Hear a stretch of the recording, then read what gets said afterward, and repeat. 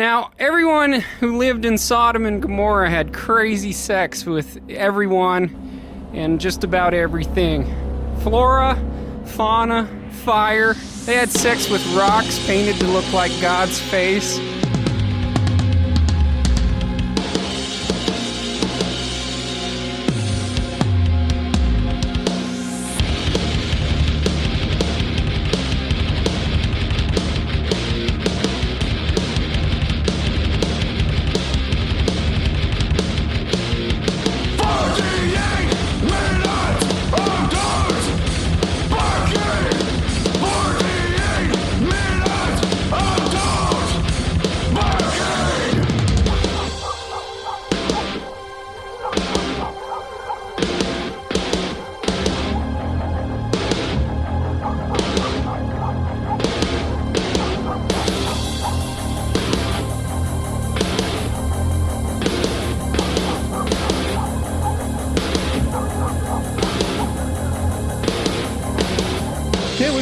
We're whipping tonight. Doing riffs,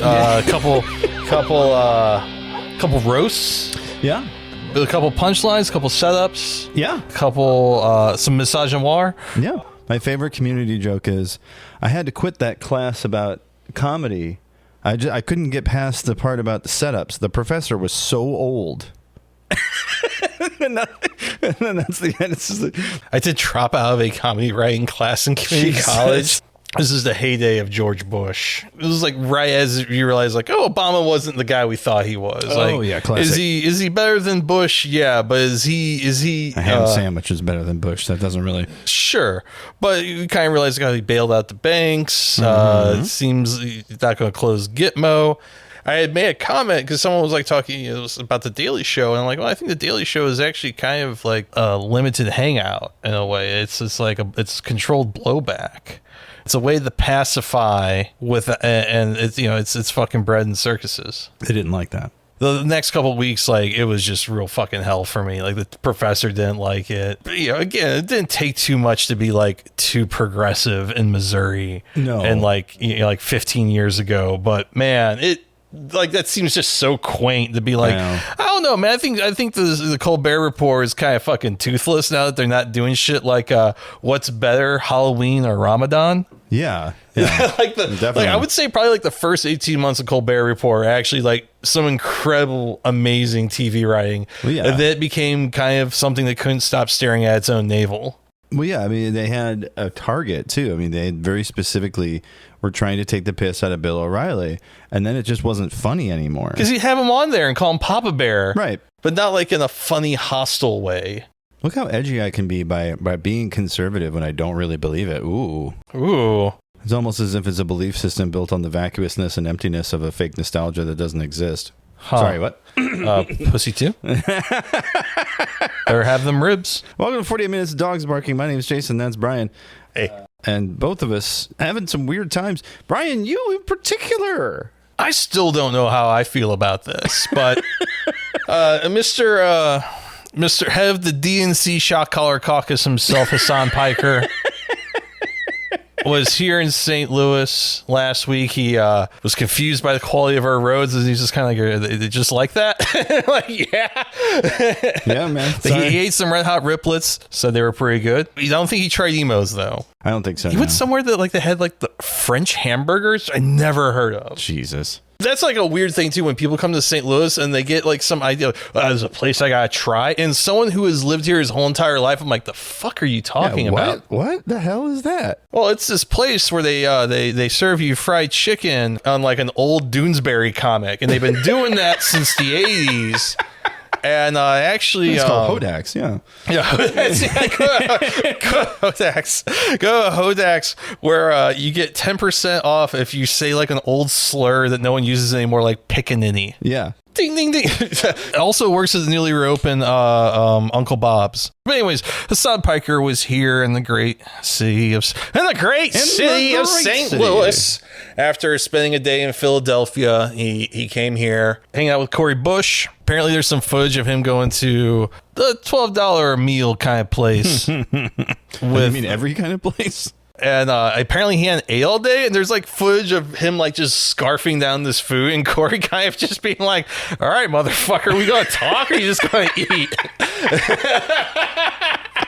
Which is like a very both things are incredibly St. Louis, where it's just like you haven't ate all day, you've got some delicious slop in front of you.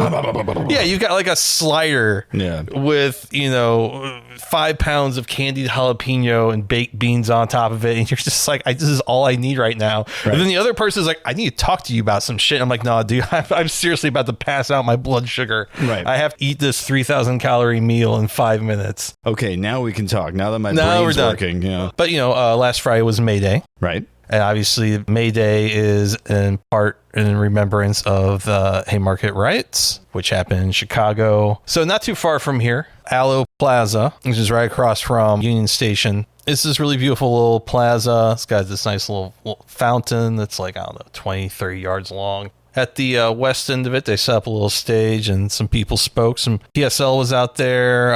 Some people I knew from Ferguson days and all that. So LB. The whole thing was emceed by this fella. He's from Pilgrim Pantry, which is like one of the more notable food pantries in the St. Louis area. And all of a sudden, I see this tall. He's not really actually as tall as you think. He's 6'2". Yeah. And 6'2" looks really short on some dudes. And you'd think for a guy that's as in shape as him, it'd look a little bit more. He's a short 6'2". I had an ex, she asked me one time how tall I was. I'm like 5'11". She's like, that's what a guy who's 5'9" says. Okay. And I kind of understand that now. And from some perspective, I'm not saying that's cool. No. But I understand some of the mechanizations of that. But he's looking nice and sharp. He's wearing suits now. He's not wearing his streetwear. He's not wearing those $1,200 Prada shirts. He's wearing a nice three-piece. He's wearing these pleated pants that were so tightly pleated they almost look like corduroy, but they weren't of a dense enough material to be corduroy. It was really weird. It was on a Midwest vibe. Let's put it like that. Yeah, a sartorial choice from perhaps another coast. Yes. But he came out. He looked good. He spoke really well.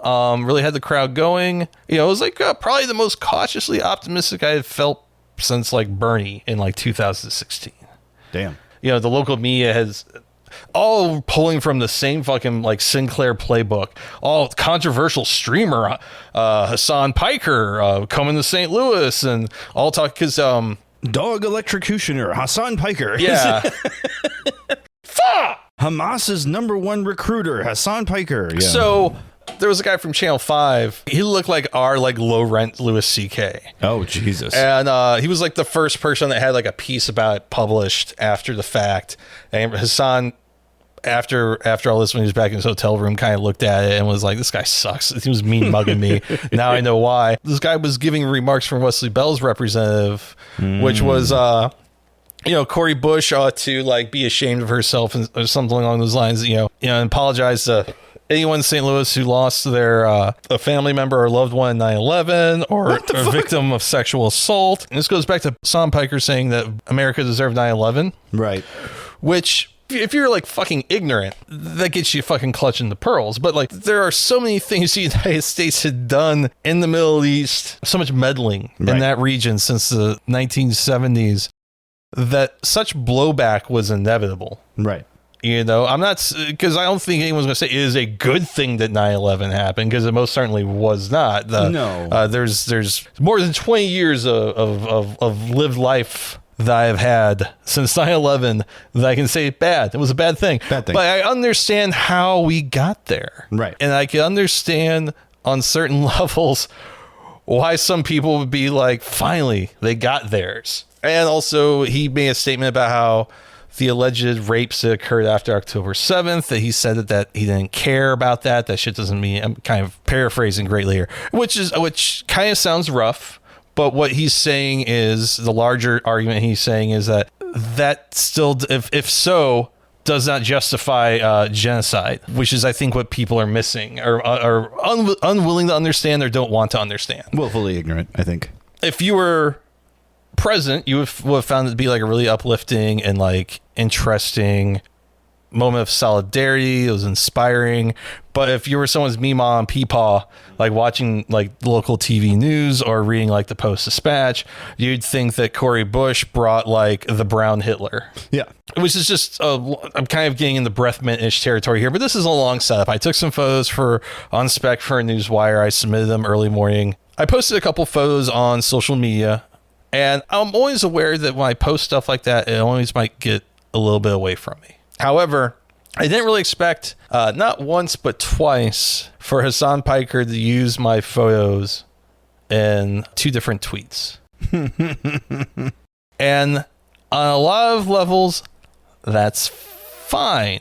However, he didn't credit me. Right. And that sucks because the first time he was 4 photos, 2 from Philadelphia. And I'm sorry to say, I don't know who took those photos off the top of my head. And then 2 of mine. And that got like 500,000 views. Right. So, okay, if you had at least credited me, maybe in that 500,000 views, there would have been an opportunity for me. Right. I had quote tweeted that post with, please do better to tag credit photographers, which I think is a pretty down the middle way to do it. Yeah. He did it again. The second one. I was like, motherfucker. Okay, come on, man. You got something. And like, it's weird because like his assistant follows me now. And then, you know, like, I'm like, there's a connection, even if it's real light between me and Hasan. And I'm like, just do better. Like, it is flattering that he likes that photo. They're good photos, I guess. I'm glad he likes the photos. That part means a lot. And that he would use that photo for his shit posting and all that. That's not worth nothing. Right. But it is hard not to look at all those views and think that if I had been initially properly credited, that if he wasn't going to pay a bill, they could help me pay a bill. Sure. And that opportunity was missed. And that is a hard thing in digital media because, like, again, there's the personal level of appreciation, but like we live in a capitalist society and I got fucking bills like anyone else. All this to say that then you did eventually get the credit, but only after this live stream clip from 2 hours into a 7-hour live stream. He's still in the suit, by the way. It's not the suit, a suit. A suit. He's still in a suit, by the way. And he's checking out just what's happening on Twitter. And then someone in his chat comes along and says, yeah, because I'm at work because I said something to you that you had tweeted something. And then all of a sudden I see this tweet when I'm checking my account in between. Like I just had like a couple minutes. I was like waiting for something to print or whatever. And I'm like, I got something from Hasan. Okay, that's cool. Yeah. And I'm like, was it Jason's tweet on the 48 minutes? And I don't know. And like, I get home and I finally, like, I'm going through I'm trying to figure out, okay, what time did he start streaming? Okay, what time my time did this tweet go? Okay, so did this go on stream? And I watched a little bit of it and I felt a little bit uncomfortable, maybe it's weird to feel shy about something like this. Like, it's not maybe the exact attention I wanted. You weren't looking for that in particular. Because he kind of sounds a little annoyed with me. And that's, and maybe, and like on some level I think he realized, he's like, shit, I could have done better. Now I kind of look like an asshole. And now I feel bad for making him maybe look like, you know what I mean? Because it's not like that. It's just, man, this could have been really fucking cool. And now it's tight. It's cool. Still cool. Just could have been a lot cooler. Well, here it is. His reaction to this bit, because I haven't watched the whole thing, but because it's a 7-hour stream. But this is the relevant section. Starts right here. It's about an hour and 58 minutes in. What is this, Hasan? This guy wants credit. Which photo? I would gladly give credit. I don't think these guys understand. Like when I post these photos, which one did he take? I don't even know, but I can add the photo credit. I often give them credit on Instagram, but I don't know. Sometimes they have different usernames on Twitter. Sometimes they don't have a Twitter account. Like I don't, it's fine. Of course, it's totally appropriate to give credit, but I don't know which one he took. Like I don't know which person this. Oh, the music photographer. I shot Guy DeBoard. Let's see if I can add the tag afterwards. I guess I can't edit it at this point. I would just tag it like IG type of thing if you don't know their Twitter handle. How are you supposed to track it all by yourself? This is a job for your team? No. We have. I have. I'll post it as a reply.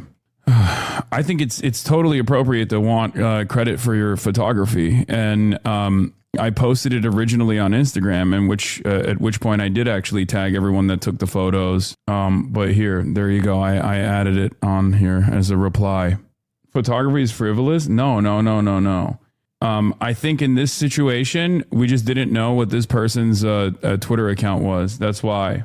Because I tagged the other photographer because we found the other photographer's dude, give him the credit, I guess. Wait, what? No, guys, I already did. And not only that, but I'm also saying that sometimes people have different usernames on Twitter. Not everyone is on Twitter. I'm explaining why I didn't initially give this person the credit, because I did give them credit on Instagram, but their username on Instagram is different. I gave photo credit on Instagram to the people who took the photos.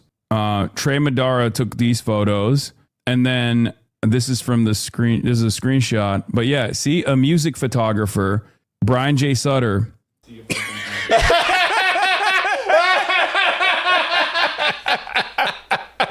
But he knows who he was. He knows the music photographer guy. Yeah. So It's just deeper. I love how this derailed the entire live stream. Oh, and he shows your Instagram.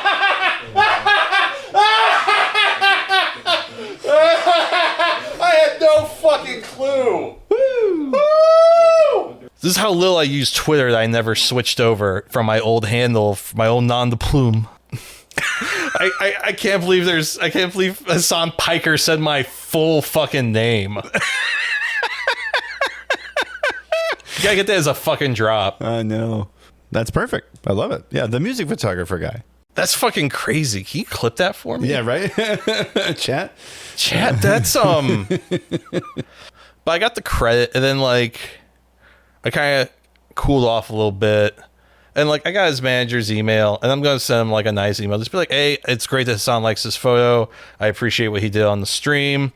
If you guys want to use this photo, if you ever want to license it in the future for like a more like, you know, professional usage, here's where you can do that. If you ever need something when you guys are in St. Louis again. Yeah. So on the What's Hot Classic this week, Brian. God, yeah, how do you top that one? You really don't. I can't believe he said my whole fucking name. But and the handle and everything showed some photos. Great. So the Fred Stewart ass shoes. That's right. You remember the classic roasts on Twitter? It was David Thorne and John Hendren. David was roasting John Hendren about his choice of footwear that he purchased off eBay. And God. So somebody named Hillbilly Phalanx found the shoes on eBay. Hillbilly Phalanx posting, I was thinking about a conversation I saw on Twitter years ago about a gaudy pair of shoes and the roasting that followed. I found the shoes on eBay and decided to make an art piece from it based off of one of the roasts. It is stupid, a bit much, but I love it. So the photo, if you're not familiar with the shoes... If you're not familiar with the shoes in question, they are a pair of red Vans with leopard print inside, or cheetah print inside. So what this person has done is they have taken those shoes and they have mounted them into a gilt picture frame. Very much like a thrift store picture frame. Exactly, but like spray painted gold. And then it looks like the pieces of a wig behind it to form like this hair. Like a mohair kind of thing, yeah. Yeah. And then they've made a small plaque underneath that says French Stewart ass shoes. If you've not seen the shoes, I'll post a link in the show description. But yes, John Hendren back in 2015 posted a photo of the shoes.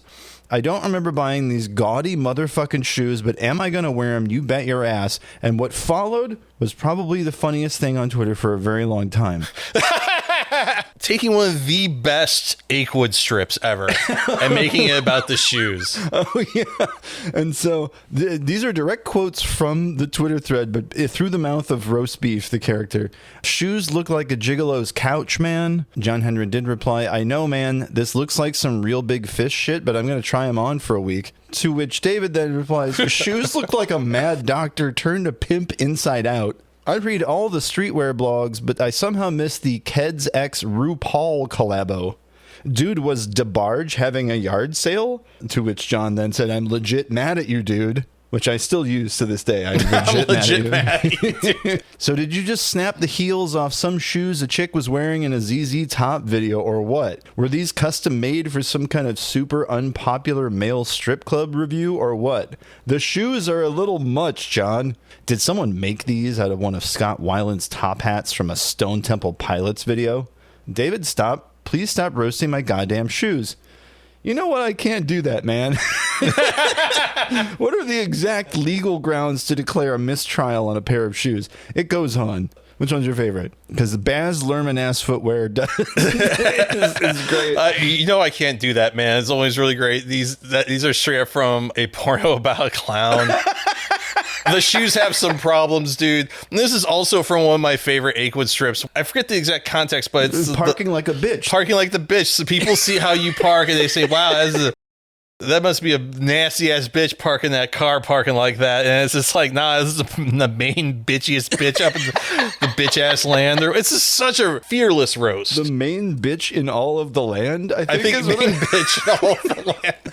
So the Baz Luhrmann-ass footwear, they found them on eBay, I guess, and they made the frame that says French Stewart-ass shoes. So the next story. I can't believe Hasan Piker did this. Man uses his penis to pull police car down the street to, quote, raise awareness for prostate cancer. This is the New York Post.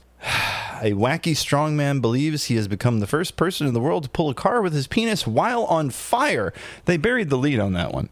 He insists the fantastical phallic stunt was a bid to raise awareness for prostate cancer.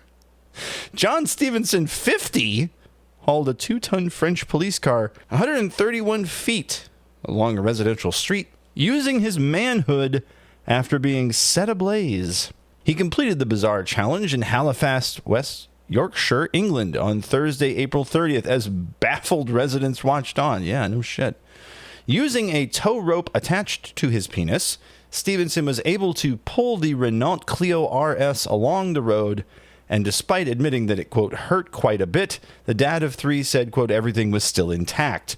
The martial arts expert and former bare-knuckle fighter had previously hit the headlines for pulling a car using his testicles and pulling a car while his head was on fire, so he decided to combine the both to raise awareness of men's health issues, as he believes he is the only person in the world to have achieved such a feat. This is a direct quote. I have pulled a car with my testicles before, and I've pulled a car on fire, so I thought, why not combine both? But this time, do it with my penis, said the painter and decorator. Yeah, I don't think that's what I would have gone with. I won't lie, he said. It did hurt quite a bit. But my mind was focused on being on fire, and I plowed on and pulled it for around 40 meters. I doused myself in lighter fluid, and the wind was against me a bit, so it took a couple of attempts. I've got a few marks down there, but everything is still intact, so hopefully no harm done. People think I'm mad, but I like to set myself challenges. He said he'd done research, and no one in the world had made the attempt before, but it was all for a good cause. There's a serious side of it, too. I'm raising awareness of prostate cancer and bullying in schools. My dude, there's got to be a better way to do this. Yeah. Question, how? Yeah, so just say you wanted to do something really fucking cool. Right. Don't make this something that other than what it is. Right. Which is, you wanted to do something really fucking weird. It's kind of unique and cool, and you cheapen it by saying it's about bullying in schools. Fuck them kids. Prostate cancer, okay, I kind of get that. I get that. Not everything has to be about raising awareness about bullying. At least, like, say we're raising money for the American Heart Association or something. Well, I guess that means it's time for the Crypto Scammo the Week. You're listening to 48 Minutes of Dogs Barking, the podcast. And now it's time for the Crypto Scam of the Week. From our good friends at Decrypt. This one kind of got me mostly because the person's name. The headline, hardware wallet thief gets 78 months in prison. Can't we just say like 6 years? Isn't that 6.5 years? 78 months, like, I think it makes you ponder a little. I I understand the cycle, like big number. Damn, he going away for a long time. 6 years, it's like, what? So that's about the time it's going to take for the cards to rebuild. Like that's that's fair enough. So 78 months in prison over a $250 million crypto, and then in quotes, heist? Goth Ferrari was sentenced for his part in a criminal enterprise that stole crypto through social engineering and physical break-ins. He's taken it to the streets, folks.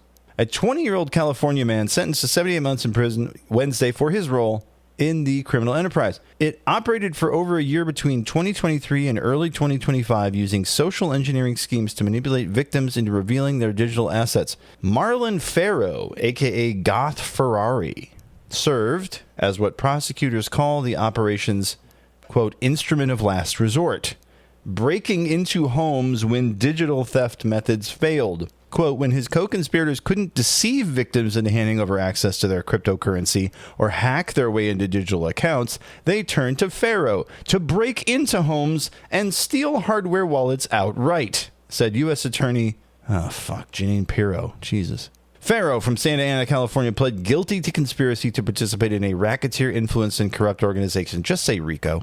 Following his arrest May 13, 2025, they found him in possession of 2 firearms, fake IDs.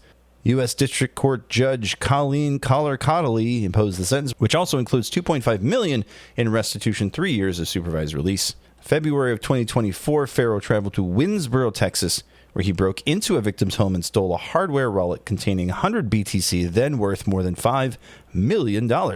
5 months later, he conducted surveillance on another residence in New Mexico before smashing a window with a brick to search for hardware wallets.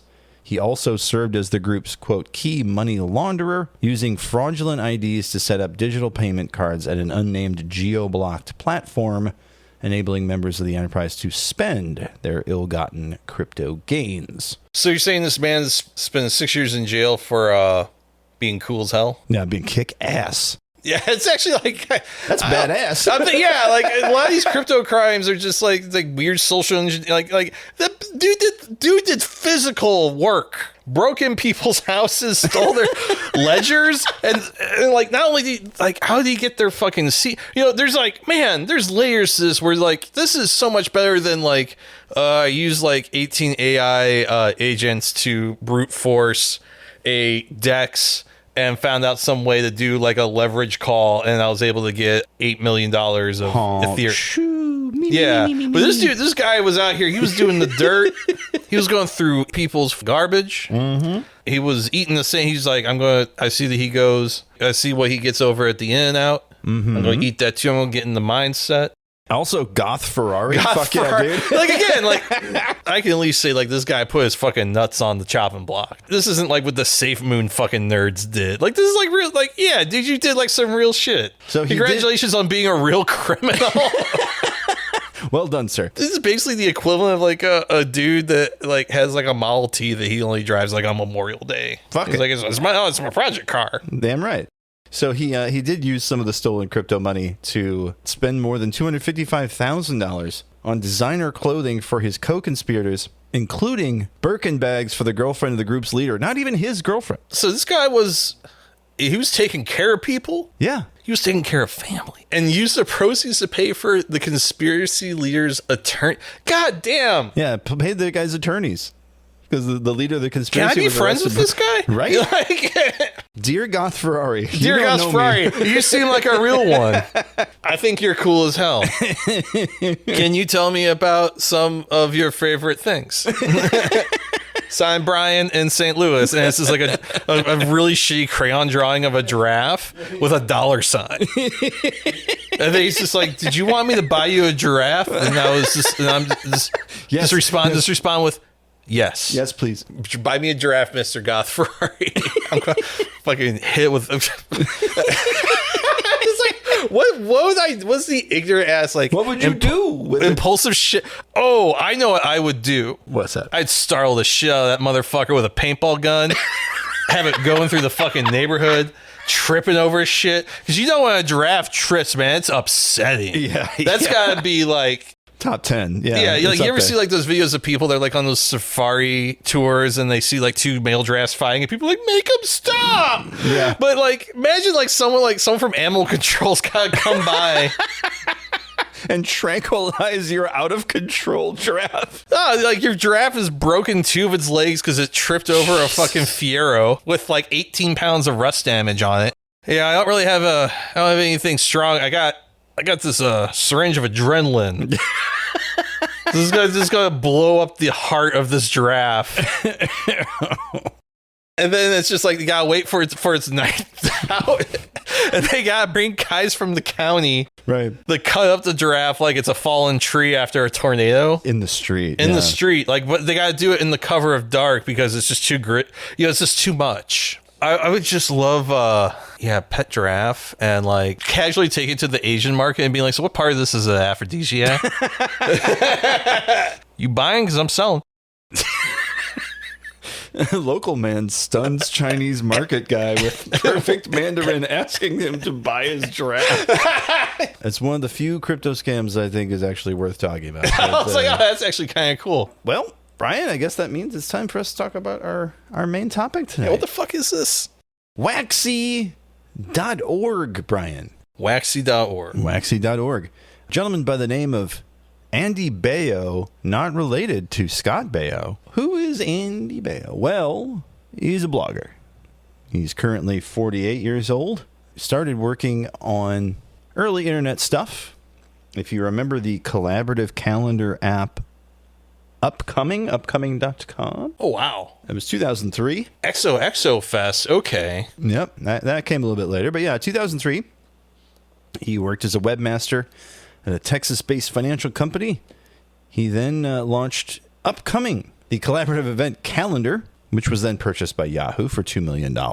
He joined Yahoo as technical director for 2 years, left there, joined the board of directors of Kickstarter, became CTO in 2009, and then he quit to join Expert Labs. Expert Labs was a nonprofit meant to aid government access expertise from interested members of the boring. This is a weird story. Yahoo closed Upcoming after they'd purchased it and offered Andy the opportunity to buy it back, which he then did with the help of a company he had previously worked for called Kickstarter. That's so crazy. So he got $30,000 to buy it back. Got it in 90 minutes to relaunch Upcoming. That was in 2014. He was one of the co-founders of the XOXO Festival. And him and his XOXO Festival co-founder, Andy McMillan, announced they'd be taking over Drip, which was a company that Kickstarter had acquired. It's ridiculous. He's continued on doing a bunch of stuff. Let's see. Skidditch, the virtual event platform. That didn't really quite work out. But what Andy is really known for is what happened from Waxy.org. In 2012, the 10th anniversary of the site, he went through the best stories they put out in the last 10 years. So of these posts, it's amazing how many actually became huge news stories, right? So we got a few things where they're just kind of interesting ideas, like tracking the all your base meme with Usenet. That was like a little data science, little fun stuff. He broke the story of Google buying Blogger. That's crazy. I remember my brother telling us about that. He was one of the first to blog about Star Wars Kit. April of 2003, he had originally posted, if you're going to videotape your Star Wars fighting skills on a school camera, remember to move the cassette when you're done. Watch this embarrassingly good video. And then he did a follow-up post where he identified, if you remember, Ghislaine, living in Quebec. I can't believe Ghislaine Maxwell was Star Wars Kid. It's all connected. I know. And then, he did a crowdfunding, taking in donations to buy the Star Wars Kid an iPod, which they got $4,000 for.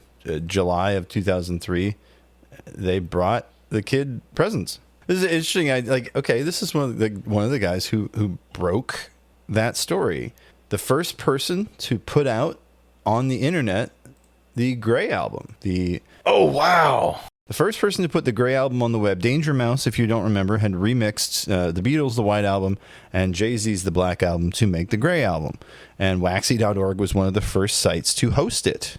He, of course, was summarily cease and desisted almost into oblivion. I mean, he's a real data nerd. So you've got entire articles about like, oh yeah, I built a tool for checking out Boing Boing's 5-year archive and looking at growth charts. Or speaking of things that he hosted at waxy.org that were copyright nightmares. House of Cosby's. That's correct. After the brilliant Cosby-inspired animated series was shut down, I mirrored all the videos and got a takedown order from Bill Cosby's lawyer. I publicly defied it, compiled a list of Cosby parodies in the media, and did an interview about it with the New York Times. I never heard from Team Cosby again. So yeah, his post was House of Cosby's, mirrored. He just mirrored them all on his website. By the way, if anyone who's not familiar, House of Cosby's was Justin Roiland's project where he really just went completely off the rails using the Cosby name and likeness. I promise you, it's worth your time. Well, hello there, friend. What is your name? I'll tell you what it isn't. It definitely isn't John P. Schmidt who wrote the cease and desist letter to Justin Roiland. So I suppose that you are not Bill Cosby's lawyer, then? Not at all, good sir. And if you don't mind me saying, it looks like your dick could use some good sucking. Bill Cosby hasn't come in 8 days, so be careful. Shit, I'm gonna come. Shoot it on my face, Mr. Cosby. Theo. Wow, Mr. Cosby, that's a really big dick you got. You think he'll fit in my mouth? There's only one way to find out. So yeah, he did say, I got cease and desisted from mirroring these videos. Please use a mirror below to download or watch them. One hug, non-stuff. There was a Google video link. Yep. That just show you how old this post is. A BitTorrent link for common flicks, which, gosh, that's probably gone. I'm still seeing fuck you. Good for you. He broke the story on Jason Fortnoy's Craigslist experiment because it was about a sex baiting prank. Posing as a submissive woman looking for an aggressive dom, how many responses will we get in 24 hours? He took the text and photo from a sexually explicit ad in another area, reposted it to Craigslist Seattle, and then posted the results. It included 145 photos of other guys, full email addresses, names, and in some cases telephone numbers, and then published it all to Encyclopedia Dramatica. That's a lot. He broke that story. Like, this guy really had a really interesting eye for what was happening on the web in a way that, like, wow, this guy was really plugged in. Talking about mechanical Turk experiments. He was one of the first that I ever saw that posted about Kickstarter. It was 2008, talking about how the Webbies have category inflation. But one of my other favorites was Kind of Bloop, an 8-bit tribute to Miles Davis. This was his first Kickstarter project.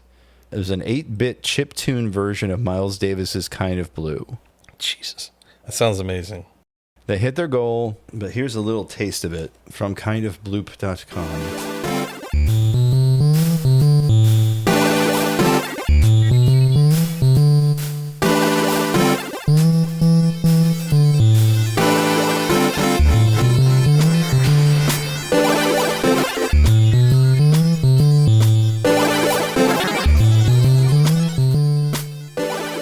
Cool. Yeah. How, like, yeah, I know the album a little bit, but being like, oh, that's very much in line with like chiptune music, like what you would have to, how you would have to program something. Yep. For an NES. It was like 4 or 5 tracks, I think an NES chip has.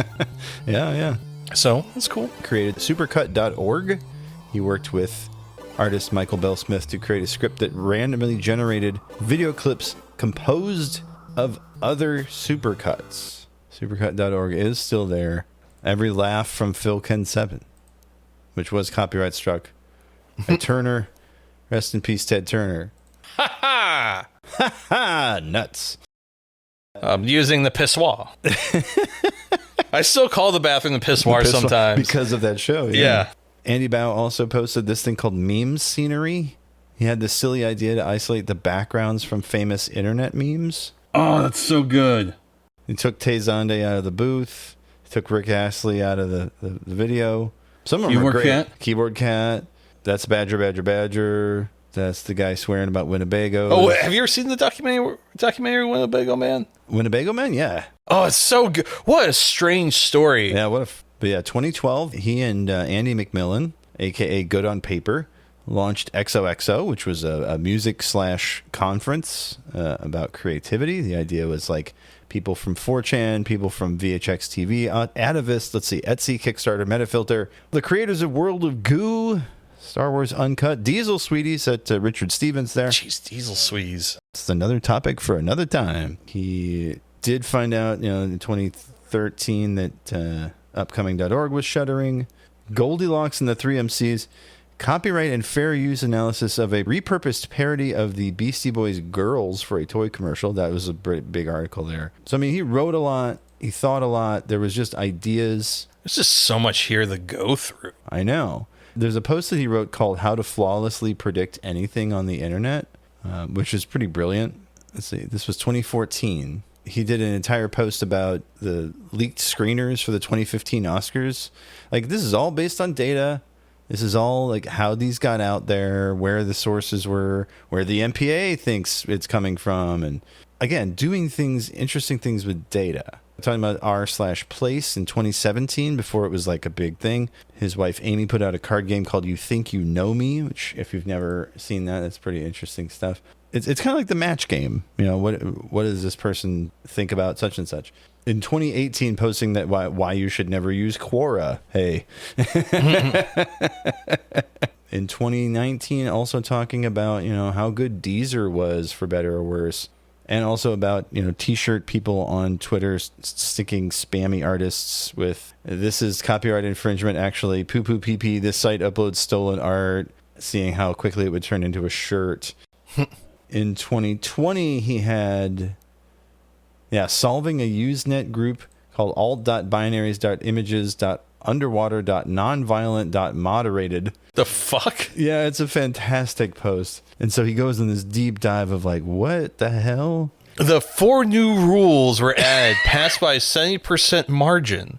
The banned in ABIU subjects are 1. Shark attacks and victims, etc. 2. Portrayals of drownings and drowning victims. 3. Portrayals of underwater bondage, tied up / chained or otherwise bound people. And 4. Pictures of naked or clothed children or legally underaged models. And in parentheses it says, U.S. law. Yeah. Usenet binary groups were very interesting. That's all I'm going to say. This guy's got a history with the internet that goes back as far as some people were friggin' born. You know what I mean? Like, Waxy.org, it was hosting it all. He talked about Skittish, which was, I don't know, man. Skittish was weird. Yeah. I think the idea was okay. It's according to this post here, it's, a playful virtual space for online events. Skittish brings people together into a game-like, interactive 3D environment that is designed from the ground up for socially driven events, big and small. Like, you play as a little guy that runs around during a big event. So here's a little bit of the video. It's the graphics from Ultimate Chicken Horse. Here's these little critters. They're running, like literally animals running around. And you can play video in it and put trees up and stuff. A very big sandbox kind of thing. And it's fine. It's neat. They're watching someone play Alan Wake, by the way. I was like, what is that? Yeah, that's Alan Wake. But yeah, he was involved in a lot of stuff that you wouldn't think. Oh, his mother was a journalism professor? Oh, yeah, color me surprised. I'm not saying anything negative. I'm just saying, like, yeah, okay, like, you were born in a household where this sort of inquiry and curiosity was... True. This is just a guy who blogs about things that are interesting and makes things and just, like, fantastic. I'm so glad Waxy.org is still around because according to his Twitter, Andy Bao at Wax Pancake, his bio is I quit. Follow me at Waxy.org or the less cursed sites below, both Blue Sky and Mastodon, of course. On Blue Sky, he is andy.bao.net, the poster formerly known as Wax Pancake. I make Waxy.org and xoxofest.com. Skittish, upcoming Supercut, Playfic, Kinda Bloop, helped build Kickstarter, he says. XOXOFest just recently, last week or so, is selling off some merch. So you can get the XO blue pin. You can get the light that says lower your expectations. And he's still posting about just like cool stuff he found. Cursor Camp, which is a new website to where all your little cursors get to hang out with other people's. Cursor Camp. That's he's really just- quaint. yeah, It's cute. Yeah. I like that. He's definitely still got that positive, hey, isn't the internet a neat thing kind of attitude, which is nice. Because it's very easy to jump into cynicism. It's easy to jump into shit sucks. I mean, we do it. I get it. Because he even found something fun and funny in the fucking Epstein emails. This is from 3 months ago. Andy Bao posting on Blue Sky. Speaking of bad OPSEC, here's Epstein in 2007 reporting to Yahoo that his accounts were hacked, revealing his super strong passwords in the process. And this is from JEEproject@yahoo.com to the Yahoo Help Center. Dear sirs, my name is Jeffrey Epstein, and I am the owner and authorized user of the following 2 Yahoo accounts, JEE Project and Lil Saint Jeff. Jesus fucking Christ! My password for each of these accounts is as follows: Neptune and Mermaid. Those are the 2 different passwords he used. Yeah, he's promoting Perfect Tides, which is super cool. Which is, if you've not seen it, it's a pretty neat idea. Meredith Grand from Octopus Pie is doing this game with the 3 bros. And won a bunch of awards, but yeah, it's a. It looks really cool. Makes me think of like, what if Scott Pilgrim was a point-and-click adventure game, and shared some DNA with a little bit of Night in the Woods. I was going to say very. And it's very Meredith Graham. I You can tell. I feel like there's got to be some way we could talk about Night in the Woods as a main topic. Well, yeah, I mean, it was a project of the internet, so sure. Quick aside, like I remember I was at a show and you were there, and I was like, am I going to play the new Deus Ex or am I going to play Night in the Woods? I bought both of them real cheap on Steam at the same time. Yeah. And you were like, oh, you should probably play Night in the Woods. And I was like, nah, I'm going to play a Deus Ex game. The Deus Ex game is really good, incredibly flawed, and I didn't get around to playing Night in the Woods until like a week before the programmer / audio guy committed suicide after being accused of some stuff by Zoe Quinn.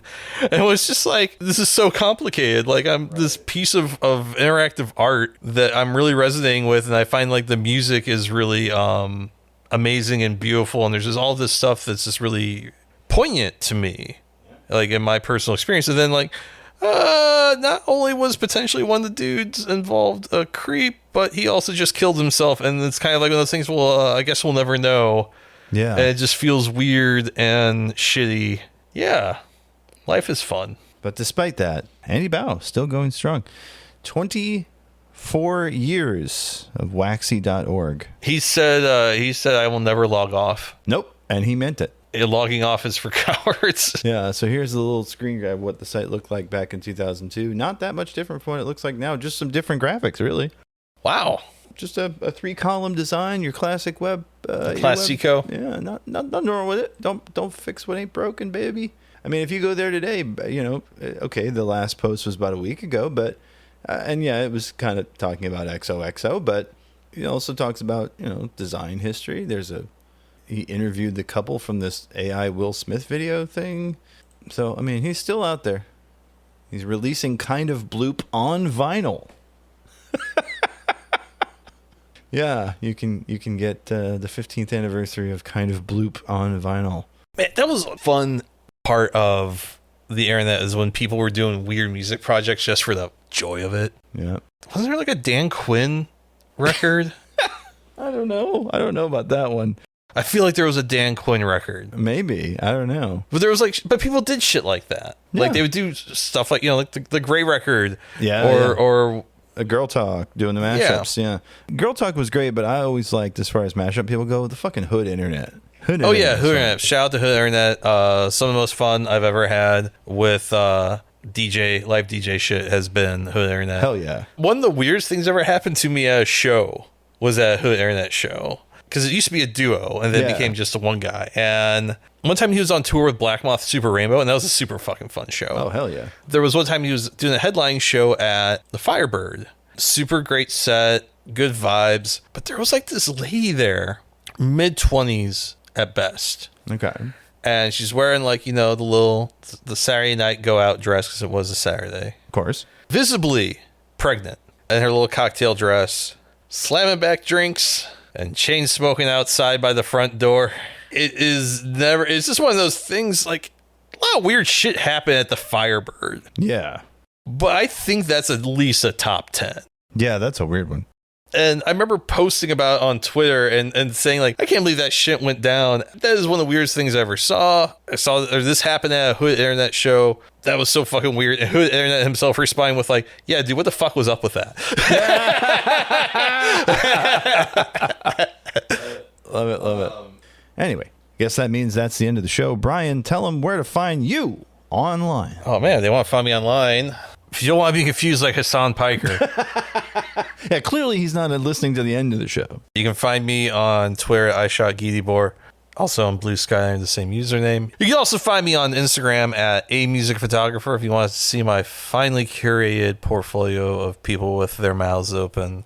You can go over to amusicphotographer.com. If you want to see my grossly neglected Substack, you can go over to amusicphotographer.substack.com. If you want to see the last and only good media website left in screwy St. Louis, you head over to artsstl.com. And Jason. Huh? What about you? Oh boy, you can find me online anywhere there's a video crime, VIDEOCRIME. Chances are that's me. We're talking Blue Sky, Twitter, not really there, but, the username's there. Letterboxd, you find a video crime, probably going to be me. You can also find me as part of a podcast that's not this one. It's called Submitted for the Approval of the Midnight Pals. There, I play horror icon Stephen King, a fictionalized version, of course. That is midnight-pals.simplecast.com. Or anywhere podcasts are sold, just search the words Midnight Pals. You can reach this show in a number of ways. My personal favorite is the telephone 314-246-9766. I've been saying it for 3 years. I can't remember the damn phone number. That's 314 AHOY POO if you like to spell with your telephone. Shoot us an email, Jason at 8 minutesofdogsbarking.com or Brian with a Y at 4 8 minutesofdogsbarking.com.